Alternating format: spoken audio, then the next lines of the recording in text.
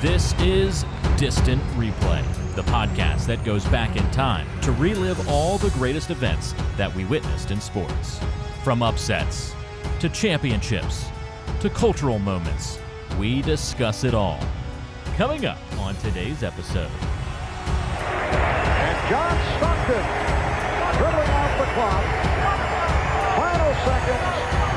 The U.S. has defeated Croatia 117-85, and they have, as expected, won the gold here in Barcelona.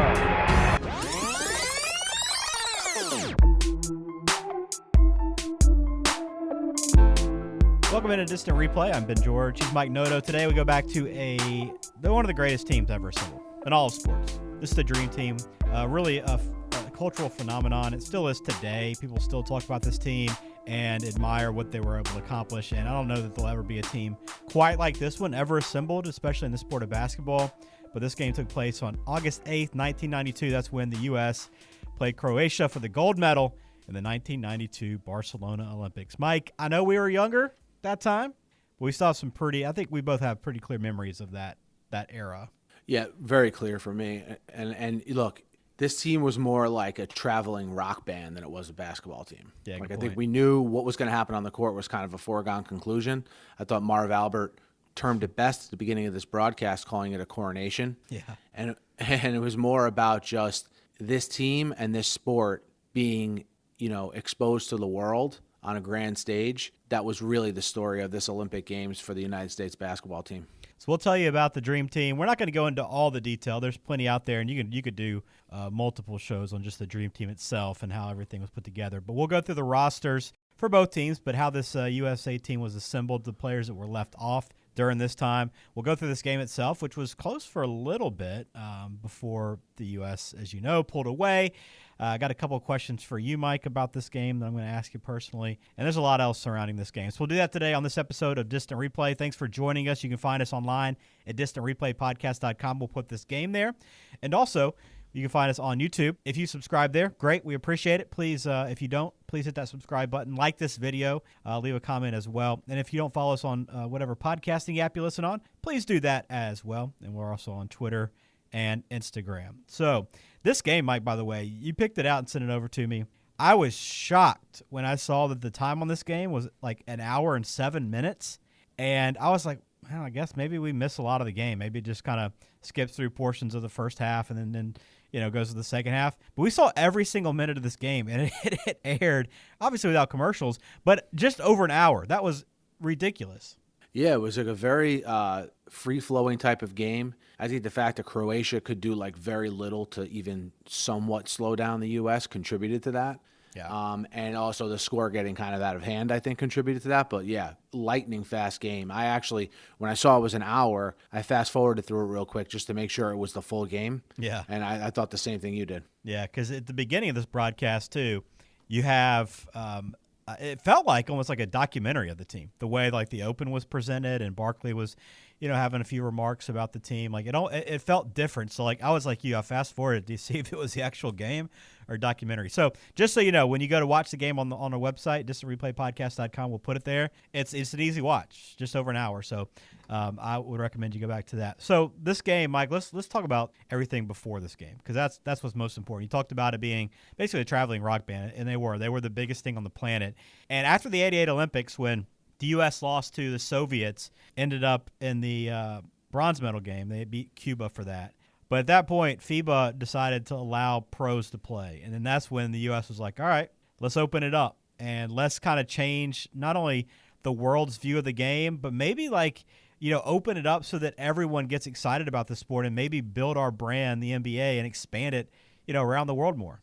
Yeah, they were like ambassadors, for lack of a better way to put it. And I thought what was interesting is, USA basketball is completely separate from the NBA, as we all know. Yeah. But USA basketball deciding to do this and bring professionals to the Olympics really ushered the NBA into like a brand new generation. So I think the biggest benefactors from this ended up being the NBA. Yeah, I agree. And I don't think they knew what they were getting into. Reading some notes about this, they were able to pick the rosters for this team. The NBA did. And I don't think they knew just how big of a deal this was, but then Sports Illustrated came up with that legendary cover of the Dream Team and that's kind of where the name came from that SI cover. And from there, they put it all together. So I mean, you knew the biggest names out there were going to make it: Jordan, Pippen, Stockton, Malone. Now, a few of the controversial names, and I was trying to think back on this, Mike. I didn't go back and read about this. I was just trying to recall a lot of this. First off, Magic had already tested positive for HIV in 1991. So, we're talking 8 months after he tested positive, which was a huge deal, obviously, across the NBA and the country and the world. But there was a little bit of controversy around that, him even playing. Like the Australian Olympic delegation threatened to boycott. There was a lot of worries about would he infect other players on the court.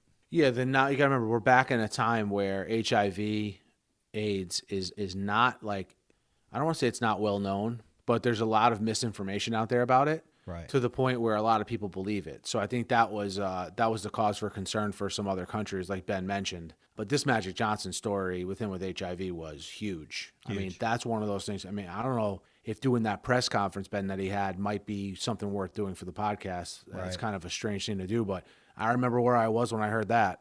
And like Ben said, we're less than a year after that, and now he's back on the court active and playing. So there was some concern. It didn't seem like his teammates were concerned at all, but that was a thing back then for sure. Yeah, I mean, keep in mind he had retired from the Lakers in '91. After this news came out, he had retired from basketball at that point, but obviously still, at playing at a very, very high level, as indicated in this game, as you see. And in 1990, he was an NBA MVP. So he was still top of his game, and that's why he was a part of this team, and he did get a lot of support, as you mentioned, Mike. The other one, do you remember Larry Bird? I mean, he was at the end of his career pretty much here, and I think he was having some back issues, some health problems. Wasn't there a discussion, and I could be totally wrong on this, but wasn't there a discussion about whether or not Larry should even be on this team? Yeah, he didn't even play in the first half, right? Right, which is crazy. Yeah, he didn't play in the first half. I think his back problems are in full effect at this point. And for those of you who don't know the legendary story of how he hurt his back initially, he did it 1 year after they won a championship during the summer. He didn't want to pay someone to fork the gravel for his mother's new driveway, so he did it himself. and that was like the beginning of his back problems. They began to get chronic after that. Yeah. But yeah, I mean, I just think it's one of those things where you're going to have this team be ambassadors to the world. I think a guy who's known just by his first name, I think Larry, Magic, and Michael had to be on it. Right. But wasn't there that discussion though? I don't remember if there was a discussion about it. But if you're just like, hey, the 12 best players in the world, right? Then I don't think at this point he was on that list. You know what I mean? But he's Larry Bird, Yeah, and I definitely don't think he should not have been included. I just kind of remember there being well, why are they bringing Larry? Larry's about to retire. He retired in '92. His back's hurt. Is he even going to be able to contribute to this team? But to your point, you look back on it now, and it's a no-brainer why he would be on that team, even if he didn't contribute a ton. But he was a part of it there. So another big one was Isaiah. There's plenty of this is documented. The Jordan documentary, which we've done on the show, talks about it a little bit. But the whole idea that Isaiah and Jordan had kind of a riff, and Jordan kind of put the kibosh on him being on the team. Yeah, this story is one that fascinates me, and I know we got a little bit of a taste of it in the Jordan documentary. Mm-hmm. They didn't go to it too far in depth as far as this dream team and Isaiah being left off it, but what's strange to me, and I don't know why I never thought of this before, was the fact that Chuck Daly was the coach of this team, and Isaiah Thomas wasn't on it. Mm-hmm. You can make the argument that if Isaiah Thomas is not on Chuck Daly's team, Chuck Daly's never in a position to even coach this team.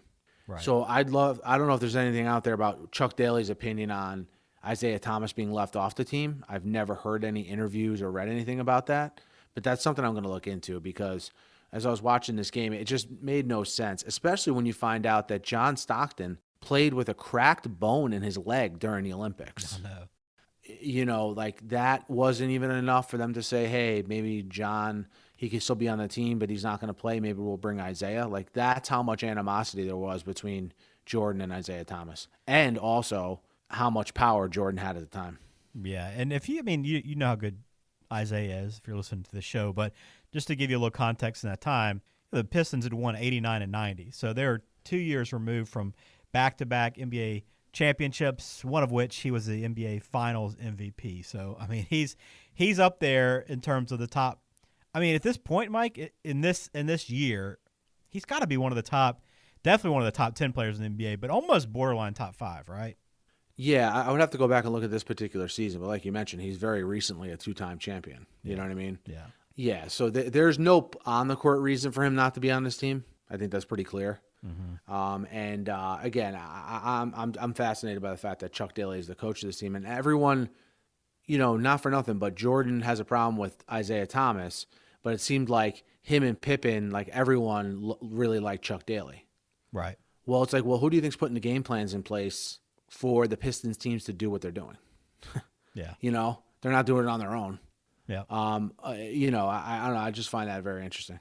Another thing about this roster, you had Christian Laettner, so they did the one college player on the team, right? Laettner was part of the Duke team that won back-to-back national championships. Coach K was a part of this coaching staff, so there wasn't, I guess, much of a surprise that he was there. But I don't know that I ever really paid much attention to this. I don't know if there was much discussion, Mike, but Shaq was the number 1 overall pick in that 92 NBA draft. Could you imagine if he would have been a part of this team? Yeah, I know. Yeah, so Shaq, it was between him and Shaq, right? Yeah.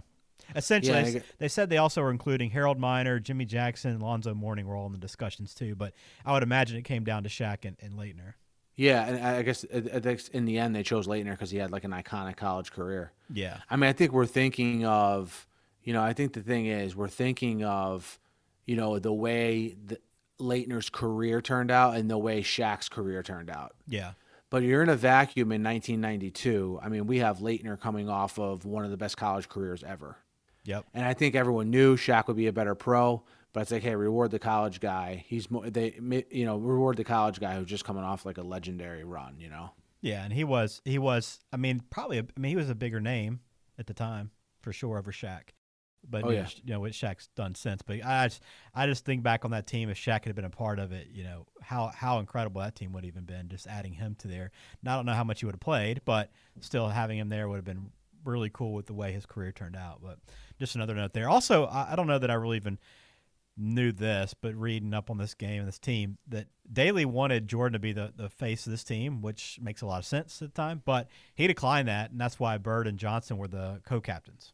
Yeah, kind of deferring to the elder statesman here, Yeah. The guys who maybe Jordan felt paved the way, for the NBA to be in the place it was. So I think it's a classy move by Jordan.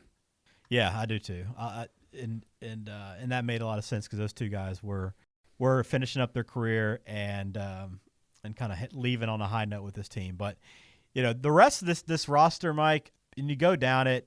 Barkley. I think Barkley's the other guy that really gets a lot of attention from this run, mainly because of his personality. And he wasn't one of the captains, but he might have been the face of this team, honestly. When you remember back to that time, but then also watch a lot of the footage, his personality really kind of shined through, and it really attracted him to a lot of the fans internationally. Yeah, Barkley is the man, isn't he? Yeah, I love Barkley. Yeah. Yeah, and they were even saying like he just, he had a good tournament, I think, playing-wise, but then sort of just his, hey, I'm going to go over here and have fun with this, I think this was a big moment for Barkley's career because he parlays this into the 93 season where he's MVP. Yep. So this is a good time period for Sir Charles. You had your boy Patrick Ewing, Chris Mullin on the team as well, David Robinson also included in this team. So I mean, just an iconic team. That logo on this their uniforms, the branding. I mean, everything about this was great. There was a lot. I mean, there's plenty of stories you can read about the scrimmages and the practices they had. We don't have to go into all that. They are very legendary. There's some of that in the Jordan documentary as well. But this team, I mean, top to bottom, was so dominant. They ran through. They had a Tournament of the Americas first, leading into this Olympics. In that Tournament of the Americas, their closest game was a 38-point win over Puerto Rico. They had a 79-point win over Cuba. That was just gave everybody a taste. That was like the first look at what this team was going to do, and they just rolled through all these teams in the Americas and closed out with a 47-point win over Venezuela in that gold medal game. And when these guys played, Mike, it literally was much-watched TV. Like you seeked it out to find this game on NBC or whatever it was to watch these guys play because you knew it was going to be unlike anything you'd ever seen. Yeah, it's crazy to me just still thinking back that all these guys were on the court at the same time. You know what I mean? Yeah. And it's how do you even how does Chuck Daly come up with a lineup or a rotation? Or does it even matter because you know you're going to win every game by 30 anyway? Great question. Yeah, I don't know. That he had his work cut out and just managing the roster for sure. But in the Olympics, U.S., just to kind of lead you into this game, the U.S. opened up against Angola 116-48. Played Croatia, who was one of the better teams in this tournament, beat them by 33. Cruised through Germany, Brazil, and Spain there in Barcelona by 41. Puerto Rico, Lithuania, another good Lithuania team. They beat them by 51 in the semifinals set up this game against Croatia. And Croatia, Mike, I don't think they had confidence that they could win this game, but I think they had enough talent and with Kukoc and Petrovic that they thought we can maybe hang with these guys a little bit. Yeah, these Croatian players. We covered this in the Once Brothers documentary recap we did. Yeah, these players were confident players, and that's what really made them stand out on the European stage and on the national stage for this period of time. You had Kukoc, you had Petrovic, like you mentioned. You also had Dino Radja, and some other complementary players that were professionals in Europe. So these are all professional players they're playing against, obviously on varying levels. But this team, they didn't back down, the U.S. is just overwhelming, but they didn't look scared to me, There's a difference. Now, take us into this Kukoc, because this is the other element of this, and we got a little bit of this, in the Jordan documentary does a good job of kind of capturing this time. But this was the other big storyline of this game. They don't really talk about it too much in this broadcast. You don't really get a true sense. But, it was personal for Pippen facing off against Kukoc. Yeah, this is one of those things where I guess they mentioned it a little bit in this game as well, and it was a huge topic of conversation in the Last Dance documentary with how much Scottie Pippen was fixated on the fact that he was very underpaid. And he was very underpaid. Like, there's no denying that. But for a motivating factor for him in this Olympics to shut down Tony Kukoc so Tony Kukoc doesn't come to the Bulls and potentially take money away from Pippen just shows you, like, to the level at which the animosity was growing between Pippen and the Bulls management. Yep, indeed. That was kind of another side storyline for this game. What else pregame do people need to know about, Mike? What else is important in your mind before we actually talk about this broadcast and the actual play on the court? I think we covered the pregame stuff. Okay. I think we're good. Yeah, so that leads us up to this broadcast again. It took place August 8th, 1992. So we're coming up, hard to believe, on the 30th anniversary in another year. Going to be close to that. But you had on the call for this one, you had Marv Albert, Mike Fratello, and Quinn Buckner as a reporter. What I thought, this was obviously a great crew, but what I thought was very interesting about this, Mike, to kind of give you a sense of just how different this team was from any other team really that's ever existed. This broadcast, the job of the broadcasters is to bring you in, get you excited about the game, give you things to pay attention to, reasons to really invest yourself in the next hour, 2 hours, 3 hours, however long this game's going to be. But these guys came in and essentially were like, all right, so we're about 40 minutes away from the U.S. winning a gold medal. There was no suspense. They didn't try to drive any of that in this game. It was basically, hey, you're here to watch the gold medal, and it's going to happen shortly. Yeah, you're here to watch history, and in between now and the history being made on the podium, there's going to be a basketball game being played. That's basically what they made it sound like. And Marv is known, for better or for worse, to be very honest like that when he's calling a game, Yeah. And it was good to have these two on the game because they fooled around with each other, joked around with each other, and they were used to being a pair together. A lot of times in the Olympics, you get two people covering an event who have never worked together before. And there's not much rapport, but these two definitely had it. I liked Marv and Fratello back in the day. They had this little time period here where they called games together. It might have been a pretty long time period, actually. And Marv calling Fratello the czar of the telestrator. Every time I see a telestrator in a sporting event now, I still think of Mike Fratello, the czar of the telestrator. That's amazing. I thought these guys were perfect. And you have, Marv considered one of the best play-by-play people ever calling the game of, what's thought to be the greatest basketball team ever assembled. So I thought it made sense from that standpoint as well. Yeah, it was fun watching them. And the equipment they had some headsets that were unlike anything that you'll see today. I'll just put it at that. They were like the first gaming headsets. Remember the first gaming headsets they used to have? Yeah. You looked like a Martian. So the starting lineups for the U.S. in this game, you had Magic, Jordan, Pippen, Ewing, and Drexler. Looking back on that now, Mike, are you surprised at all that was the starting five? So it was Jordan, Pippen, Ewing, Magic, and who was the fifth? Drexler. Oh, yeah. But remember, it's 1992, you know? Yeah. So Drexler's coming off of being in the finals that year, isn't he? So, yeah, I think. Yeah, the Blazers, yeah, because it was the Lakers in 91, Blazers in 92, Suns in 93 for the Bulls. Yeah. So right now, if you look at the roster, it may not make a whole lot of sense that Drexler's starting, but back then in 1992, I think it does. Yeah, and when you look at his position, I mean, who else would you put in there, right? I mean, Mullen, Bird, and aging Bird, and Stockton's banged up. So yeah, it's good. That's a good way to look at it as well. Yeah, the only thing I was surprised is Ewing starting over David Robinson, but I mean, we're kind of splitting hairs here. You say that, but I mean, I think it was clear why he was starting, and I'm sure Robinson would present the same matchup issues. But Ewing, they had the Croatians, and I'm sure most anybody that played against the U.S. really had nobody that could match up with Ewing. He was just so big and long. I mean, even in this game, he stood out early in this. He had 8 points and 6 rebounds in the first 5 minutes of this game. And you could just see that there was really nobody that could check him, much like almost all this team, but just that size and length was just a matchup nightmare.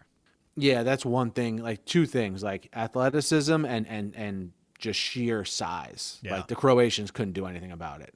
You know, if it was like if from a technical standpoint, shooting, passing, dribbling, they weren't as bad, comparably speaking, as you'd probably think. But all the stuff you kind of can't teach, they just were light years behind the U.S. And it was weird. You watch that game, the U.S., I mean, it looks like a modern style of basketball, but when you're watching the other team and their uniforms and just the makeup, their body composition, it did seem like you're watching a team from like the 70s. Just, I mean, how advanced the rest of the country is now compared to where they were at the time. I mean, you saw the stark difference in watching these two teams, just by looking at them. You know what I kind of thought is, like, not that the Croatians didn't train all year round, but I kind of got the feeling I was watching like the difference between professional, like NBA players that do this for a job and they're all year, that's all their commitment is. Yeah. And the Croatians were like, oh, we play basketball for a couple months before the season and during the season, and that's about it. That's about right, yeah. Yeah, it just looked like it was just a completely different level. And I think this dream team, though, would give the European countries like the template of where they needed to get to. And now I think you see there's not as big of a gap between, like, let's say the top 20 international players and the top 20 United States players. No, not at all. There's not much of a gap at all. It might actually be swinging more in international favor more than it ever has before. Yep. It was also weird seeing two halves in pro basketball. Yeah. Watching this game like that, it was odd. Yeah, the two halves, a conventional like college setup. Yeah. But hey, it worked because the game went so quick, like we mentioned. Yeah, you appreciate that, I know. Oh yeah, so do you. So it was fun watching these guys early on, and just a couple of notes from this game, because we all know, I mean, how it turned out. I mean, how much can we talk about? Hey, Jordan really looked great. Hey, Magic was a nightmare in transition. Hey, Bird could shoot the ball. Okay, so we're not going to go through a lot of that stuff, but I was a little surprised that Croatia actually hung in there for a little bit. I mean, midway through the first half, they actually took a lead, 25-23. So I mean, you're turning the corner late first half almost, and Croatia's right there. Marv still didn't build any drama as if like, hey, you should start worrying right now. But I just didn't think they were ever that close in the matchup. Yeah. They, you know what the big turning point was? You know, Croatia's up 23-22 halfway through the first half, like you mentioned, right? And I thought it was good for Toni Kukoc, probably for his career as well, that he played very well in this game. I thought certainly better than he did in the first matchup. Right. So I thought that was big for him. But yeah, like you mentioned, once Barkley comes in, enters the game, they call him the, quote, star of the tournament. Yeah. I think in more ways than one, personality-wise, on the court-wise. Once he entered the game, he was such a spark that the U.S. took a lead, ended the half very strong, and just kind of never looked back. I had the exact same note that Barkley was just a spark in this game. Up and down the court, just his energy, his personality it just really shines through. And just everything he did, he was a spark on this court. And even so much so that they threw up a stat during this game. So the Olympic men's basketball scoring leaders in Barcelona. Did you see this graphic? Did you pay attention to this when it aired? I don't think so. Go ahead. Okay. Do you have any idea, first off, who the number one leading scorer in that tournament was? I'm going to tell you you don't, but maybe I'll give you a chance to guess if you have it. Oh, I have no idea. Who is Okay. it? Player from Brazil by the name of Oscar Schmidt. No idea who that is. But he No. led it with 25 points a game. Petrovic was second with 24.7 points per game. The leading scorer for the U.S. was Charles Barkley, 18.1 points per game, which was seventh best in the tournament, which really surprised me. I know there's a ton of balance, but I thought with the way the U.S. was scoring, I'm surprised there wasn't a guy in the 20s. Yeah, but that's a good point. Not at least one guy averaging in the 20s. But I'm telling you, it's a real thing. Barkley parlayed this performance at the Olympics right into the 93 season, because I think it was big for him was he never was like had the opportunity to get out of shape. You know what I mean?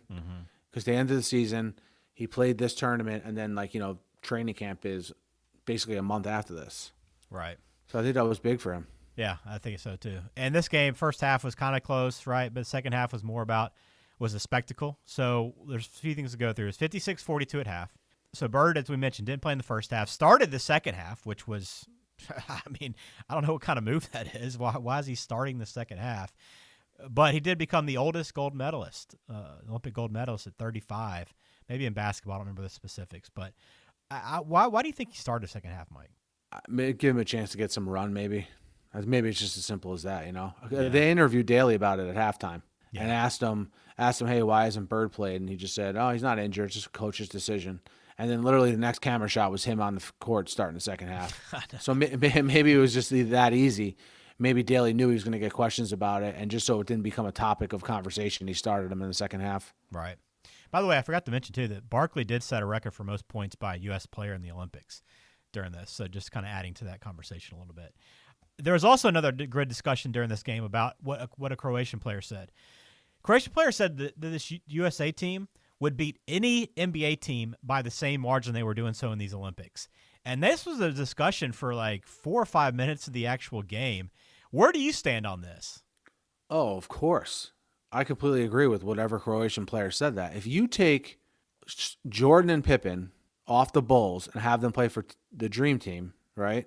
Yeah. And put the Dream Team against whatever's left over for the Bulls, of course they would beat them by just as much. Yeah, I guess it's a matter of, are you playing against the NBA teams as their rosters are? Like in this make-believe scenario, is the Dream Team playing Jordan and Pippen's Bulls? You know what I mean? I think even if you took the Dream Team and put them against an all-star team of the rest of the league, you get what I'm saying? Yeah. I think they would beat the team by just as much as they beat these international teams. That's interesting. I mean, these are I'm just saying it because these 12, 15 players, however much it was, this happened to be a time period where these guys are all-time players. Right. Like if they did this now, you wouldn't have 12 all-time players. You wouldn't have like 12 Hall of Famers on the team. Yeah. You know what I mean? Like these guys are just happen to be like iconic. This is a perfect time to do this. Yep. Yeah, so I don't know. I kind of disagree with that, but I thought it made for a very interesting conversation and something they could lean on late in that broadcast. Good. So I was just gonna say it's a good thing they had that to lean into here down the stretch. They needed no it. telestrator work for Mike Fratello down the stretch of this one. There's nothing to break down. There's not. No. We were getting some good crowd shots too. Great 90s crowd, Mike. Michael Douglas, Pat Riley, Arnold Schwarzenegger, Greg Anthony in the crowd. Good one. Yeah, and you mix in that with like the 90s Europe vibe. Yeah. So it was kind of like an interesting dichotomy in the stands there. And they do that thing in the European arenas where they whistle. Yeah. And I have no idea what it means. So I don't want to comment on it because it could mean something bad. I don't know. They do it in soccer too. What'd they say the crowd was for this game? 12,500. Man, could you imagine? And that got me thinking, how much would you pay for a ticket now? Now that you're an adult with an income, Mike. How much would you pay for a ticket to go see this team in this game? Well, if I'm already in Barcelona for the Olympics, I'd pay $500. You wouldn't pay more than if that? I'm already in Barcelona, I went there to watch the Olympics. You know what I mean? Well, forget about where it's played. I'm just saying, I'd probably pay $2,500 for a ticket. Really? To see this team play, dude. This is a once in a lifetime Sports opportunity. There's no other team greater than this ever assembled. You're right. And the thing is I guess what I'm not taking into account is it's not like this snuck up on people. We knew this in the moment.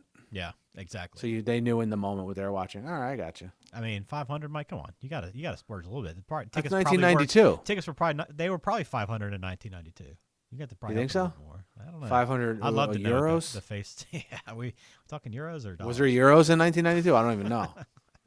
I think so. Pretty sure that was the case. All right, so down the stretch, what else, Mike?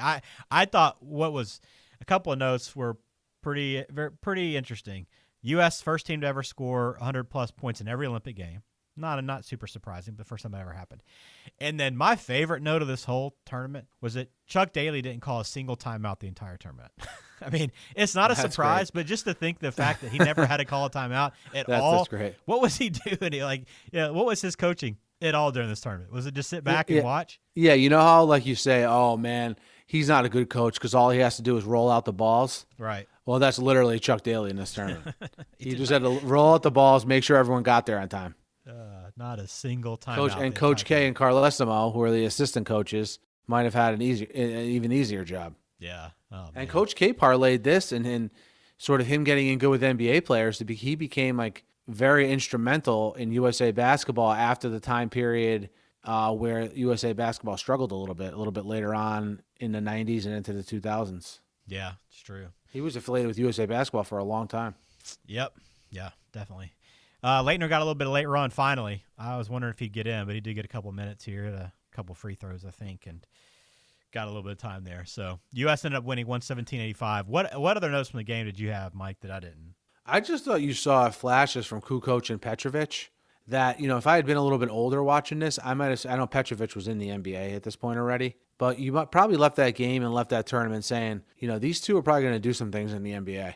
If Kukoc, at this point, Kukoc wasn't over yet. But hey, if Kukoc comes over, he could probably have a pretty good career in the NBA. I left this game thinking like, man, those guys, they measured up. You could tell they could be contributors in the NBA. And Jordan even said that. Yeah. I thought Jordan's take on Kukoc was a pretty well-measured take. Like, hey, look, he's got the 12 best players in the world keying in on him. This guy can play in the NBA once he's on like a normal team. Yeah, no, I agree. So the final box score, Jordan led the way, 22 points. Barkley had 17 in 17 minutes played. Shows you how much of an impact Barkley had. To go along, by the way, with 4 assists and 4 steals Barkley had. Barkley led the team in steals. Ewing had 15 and 6, and down the list, it was kind of balanced from there. Everybody scored but Bird in this game. Man, Larry took one shot. 12 minutes. Yeah, Larry strikes me as the kind of guy who doesn't care, though. Right. No, he got to hang out in Barcelona for a couple of weeks. He probably doesn't care. He doesn't care. Your leading scores on the other side, Petrovic had 24, Raja had 23, Kukoc had 16. Those are the only double-digit scores for Croatia in that, again, 117-85 final. And a fun game to watch and go back to. What did you think watching it now versus what you remembered? Is anything different? No, when I think of the game, I just think of the U.S. crushing every team they played, and that's exactly what happened here, Yeah. I have a little more perspective on the international players now than I did back then, I know a little bit more of their backstory and kind of the whole backstory between Croatia and Yugoslavia and how that all unfolded. So remember, there's no Vlade Divac on this team because, we're talking about 2 separate countries now with Yugoslavia and Croatia. So that stuff I have a little more of a perspective of. But as far as the game goes, I don't know. Nothing's really changed. Fun to go back and watch, though. Again, we're really, though, the Dream Team wasn't even about what they did on the court. It's about everything else, right? So yeah, and I thought the jerseys were awesome, too. They're still iconic. Yeah, those are awesome jerseys, man. I had one. I can't remember who I had. Probably Mullen. Definitely, I guess. I had Mullen's Warriors jersey, so I did not have it. I think it might have been Stockton. Wow. Stockton or Magic Johnson. I don't know why those two are popping in my head. By the way, it was pretty cool working at ESPN when Mullen was there too. Having a coworker that was on the Dream Team. Not that we interacted a whole lot, but still, that's pretty neat. And a lot of guys got to play pickup ball with him quite a bit, like the ESPN league. Yeah, Mullen's a pretty personable guy too. So yeah. Well, very cool, Mike. This was a fun one to go back on. Again, the social media age would have covered this one, and it would have been pretty wild to watch this. And I think we would have gotten a lot out of this game, and it would have been obviously the talk of the internet as it was happening. But Barkley probably would have been a bigger star too had social media been around at the time. As he was he's a huge star now. He's huge now. Yeah, huge now. But this was a fun one to go back on. We're going to put the game up on our website, distantreplaypodcast.com. Please let us know how much you'd pay for a ticket. Leave a comment. What would you pay to get in this game? And do you think this Dream Team would have beaten an NBA team by 30 or 40 points had they played in the same way like that Croatian player said? I'd love to hear other opinions on that because I thought it was a very interesting conversation. I think there's an argument to be made on both sides of that. But this team was dominant, and I wouldn't change. The only thing I would change is I wish Shaq would have been on there, but in the moment, there's no way you would have put him over Christian Laettner with how good Laettner was in college. But it would have been awesome to look back on it now and seeing him there. Yeah, it would have. And seeing Shaq, kind of, the personality of Shaq, we could have got a sneak preview of Shaq and Barkley. Yeah, that would have been great. All right, Mike, let's get out of here on this note. We appreciate you listening to Distant Replay. Please subscribe on YouTube, whatever podcasting app you listen on. Please follow us there. Like the video. Please hit that like button for us real quick if you're listening on here. And leave us a comment as well. We're also on Twitter and Instagram. You can connect with us there. And we'll talk to you again pretty soon. Yeah, we'll talk to you guys soon. Thanks as always for everything. And until next time.